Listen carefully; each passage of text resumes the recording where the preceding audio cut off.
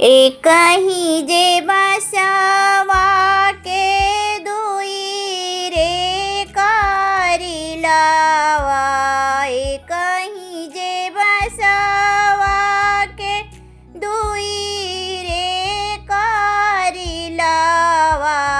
अरे एक बांसुरी एक बांसरे ललनवा। अरे एक बांसुरी एक बांसरे ललनवा। अम्मा की कुखिया में दुई रे लड़िकावा। अरे एक बहिन एक भाई रे ललनवा। अरे एक बहिन एक भाई रे ललनवा। पापा कहेलन बेटी 10 कोस बियाहबो। अरे अम्मा कहेली 5 कोस रे ललनवा। अरे अम्मा कहेली 5 कोस रे ललनवा। भैया कहेलन बहिनी काशी बियाहबो।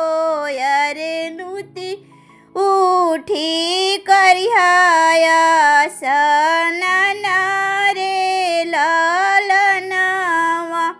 अरे नीति उठी करिहाया सनन रे ललनवा।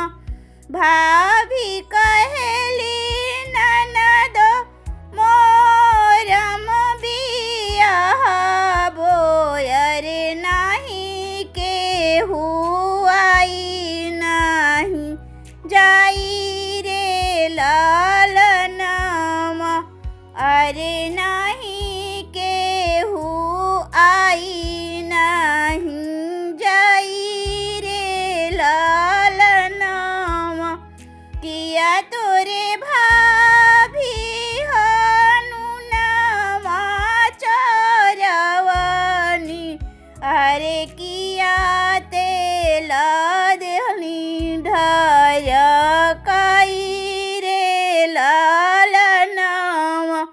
अरे किया तेल दिहनी ढरकाई रे ललनवा।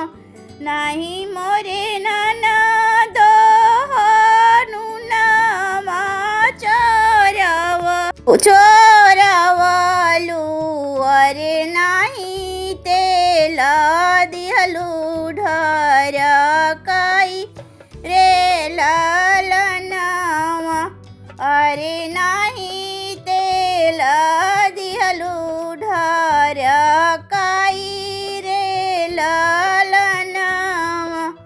नहीं मोरे ननदो रसोइया बिहारी बोलालू। नहीं मोरे ननदो रसोइया बिरही जे बोलालू।